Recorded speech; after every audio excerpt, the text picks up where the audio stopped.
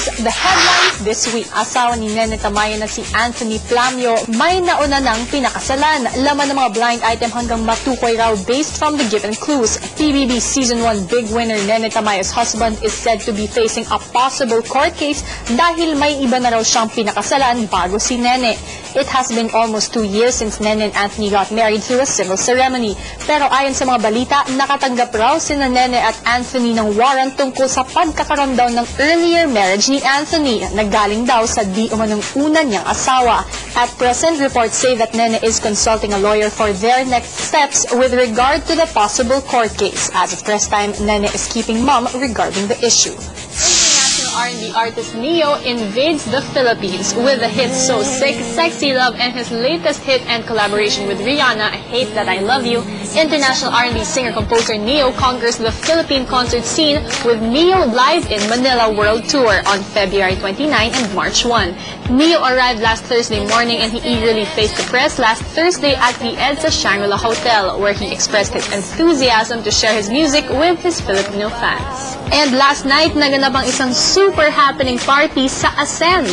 Jeneline Mercado, tinanggihan nga ba ang educational plan mula sa ina ni Patrick Garcia? Despite her pregnancy, Jen is still very much busy with her career and her latest movie, Half-Blood Samurai. And during the press con, she aired out her reasons kung bakit hindi niya talaga tinanggap ang educational plan offered by the mother of her baby's dad, Patrick Garcia. Hindi ko muna matatanggap sa ngayon dahil nga hindi pa rin ayos ang lahat. Ang pangit naman kung tatanggap ako ng isang bagay na parang hindi pa rin ayos ang lahat, hindi naman kami okay ni Pat at hindi naman kami nagkakausap.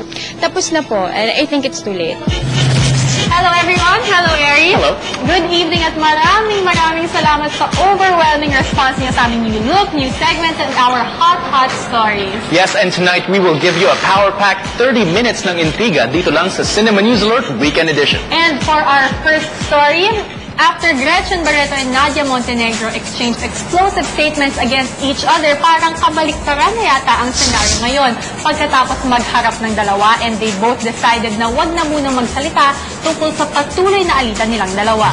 But in an interview with the ever-controversial actress, she disclosed sa isang interview sa pep.ph na nakasama nga niya sina Marjorie at Claudine sa meeting niya with Nadia last week. She even shared na naramdaman daw niyang para siya ang nakababatang kapatid sa pag-aalaga at pagdamay ng mga ito sa kanya. And after much has been said and done, Gretchen asserted na hindi na siya magsasalita pa tungkol kay Nadia at sa naging conflict nila in her interviews.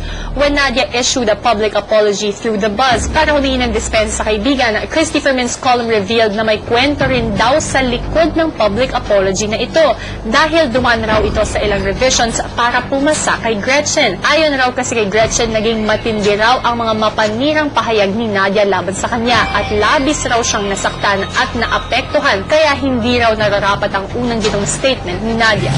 Meanwhile, Casey Concepcion wowed everyone with her acting performance sa Maalala Mo Kaya at sinurpresa pa niyang lahat nang mapili siya na maging ambassador ng UN World Feed Program.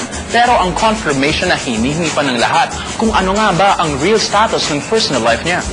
At sa launch ng isang digital camera brand kay Casey as their endorser, tuloy pa rin ang pag-hound sa kanya ng press tungkol sa real status niya with Direk Lino Cayetano. Lalo na after the revelation na may special surprise daw si Direk Lino kay Bianca last Valentine's.